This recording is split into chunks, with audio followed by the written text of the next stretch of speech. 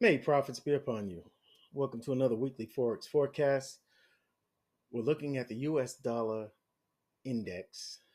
Well, we're going to track the US dollar using it, right? First, let's take a look at the calendar ahead, the economic calendar. The big day is Friday, and you see this tentative stuff for the US dollar. We're looking for non-farm payroll employment data, but because the government shut down, we're probably not going to get these numbers. We'll see what happens during the week, right? But in the other ones, in the other currencies, you can see that we have CPI data for the Swiss. We have the Aussie dollar has an interest rate decision, and the pound also has an interest rate decision. All right. Uh, if you notice how weak and how strong these two are this week, this is important. All right, the U.S. The pound has been outperformed by the U.S. dollar, and you see the weak numbers that were coming in for the pound. Also, with the Aussie dollar, a little stronger. All right, a little stronger, and we'll see that in the video that I do for the Aussie dollar. I'm going to put one out today. Look for it. All right, and you can see that it's been running a little stronger than the pound. All right. Also, during the week, there was something else. I thought I saw something else. We have jolts. We have ADP information Tuesday. This is going to be a good week for volatility. Hopefully, we'll see something happen on Friday. Otherwise, all right. So we're looking at the U.S. dollar index, right? And what you can see on the monthly, again, like I show every week, this one, all right, is that we are in an uptrend, right? We can see that we've been making, huh, we can see that we've been making higher high. What is that about? Higher highs, higher lows, higher highs, and we I've been saying for the longest, because of this uptrend, this could be the next potential higher low for the next higher high, and I thought that we should hold firm here as support, and that's exactly what's been happening, and we should be pushing higher to correct at the very least a pullback to this impulsive move down, right? If we go to the weekly, this is where we start getting the nuts and bolts of what's going to happen during the week. Let's take a closer look at the latest price action. All right, we know that this lower low, lower high, lower low, lower high, lower low, this is a turning pattern, because you can see that the market is starting to turn over. We're not having the big close, like, like below this low. There was a nice hard, very definitive close past that low, so you knew price would probably continue down lower. And then we had this respect wick show up, and that pushed price higher. We broke that high, but we didn't trade through this high to make this a CISD, a change in the state of delivery. No, price swept that for liquidity, swept that high, and then continued down. And then you saw this wicked respect. Thought we thought that it may take this low and then continue out higher, and we suspected correctly. I thought this was, I'm telling you, before this happened, I thought this was the definitive low because it hit the trend line, but this one came and swept that. All right, took out all those people who had gotten longs here, took out their trades, and then decided to go up. So you just have to be careful. That's all there is to it. You have to be careful when it comes down to calling bottoms. All right. So, but right now, where are we? Look at these highs. All that liquidity above these highs taken with this candle. We pull back and then taken again another bullish sweep up. Yes, we have some momentum moving upwards. Got it? So far, we're looking very bullish. All right, we're turning bullish in a very a higher time frame. Looks like we are continuing the uptrend. All right, now I want you to notice this candle closure. All right, this is last week's candle. It closed above the highs. All right, it closed strong above 1, 2, 3 highs. So 3 weeks of highs. All right, this is the high of October. Okay, and that closure lets me think that price will, at the very least, trade towards this high this week. All right.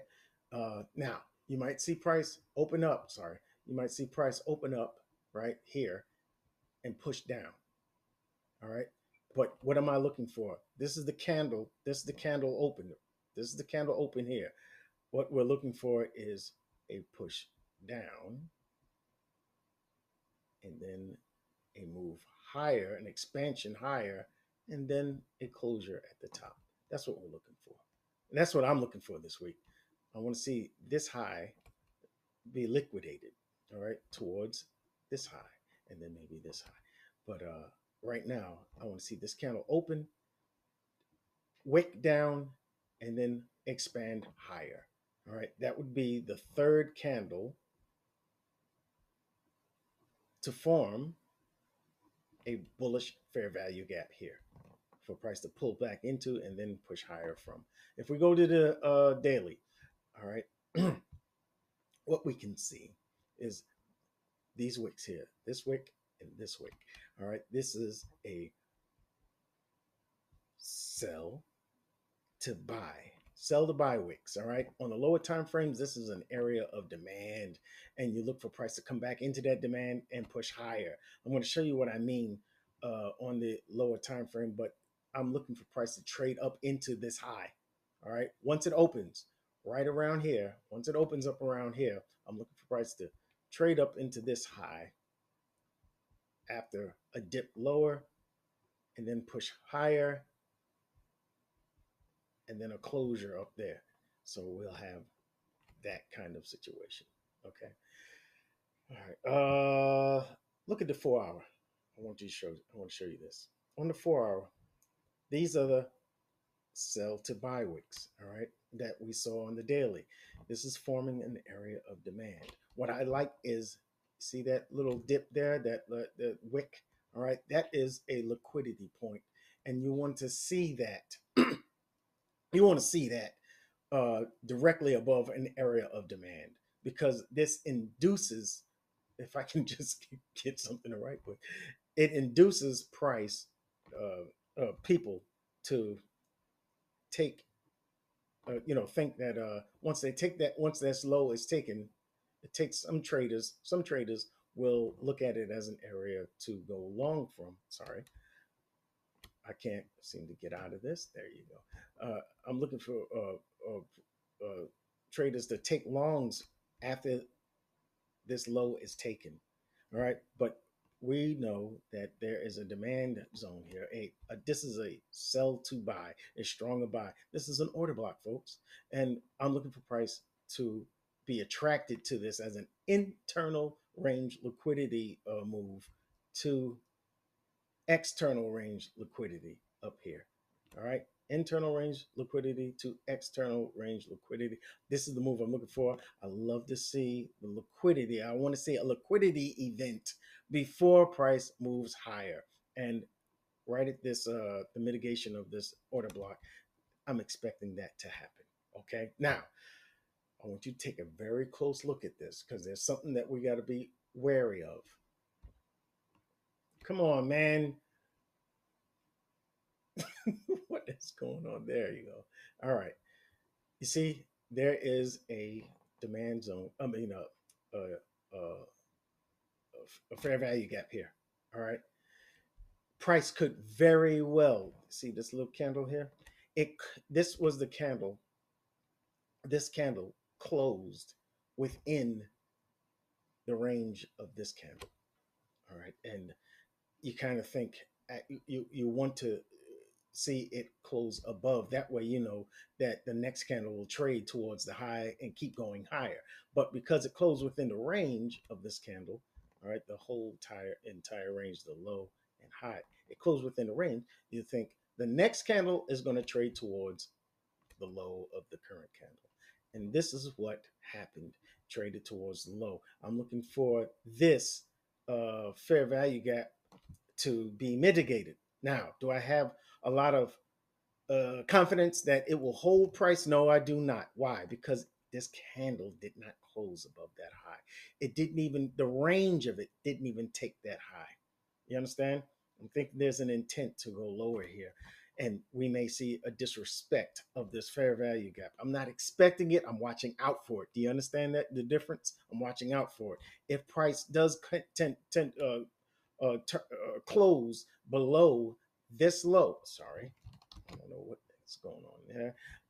If it closes below this low, all right, the next candle that opens, the open candle, all right, closes below that low, then I'm pretty sure we're going to be heading towards these ascending lows as a draw on liquidity to sweep this low, and then the my the scenario that I mentioned earlier will play out, and we can get to see this kind of action.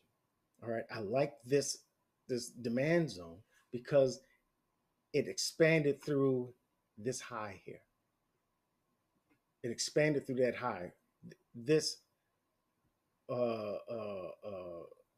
the expansion after an order block is formed validates that order block first of all right, and it kind of like is like two confluences of support here.